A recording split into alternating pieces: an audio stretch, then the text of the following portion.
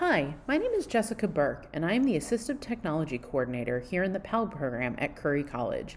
And today, we're going to talk about the App Wheel. The current version of the App Wheel was created based on student feedback with the apps and programs they use the most in the 2022-2023 school year. We learned that students were using more web-based apps or apps accessible no matter what device you're using, whether it's an iPad, a PC, a Mac, or your phone. The App Wheel is designed specifically to help students access applications that will help them in their academics by allowing them to choose the appropriate tool for the task. To best use the App Wheel, students will start in the middle of the wheel and move outward to find the appropriate app for their academics.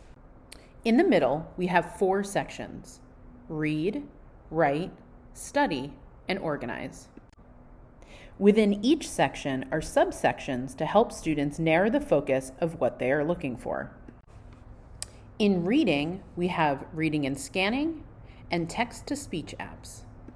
In organize, we have calendars and reminders and digital storage. In write, we have lecture recording and writing tools. In study, we have study tools and a section for stress management apps. So how does it work? Let's say a student is looking for a note-taking app. They would start in the middle at write and work their way outward. Once they get to the write section, they will then choose which app from the subcategories that would best help them in their task. The App Wheel is an ever-changing document that updates at least once every year. We listen to student feedback and look at current assistive technology trends and update where the needs are.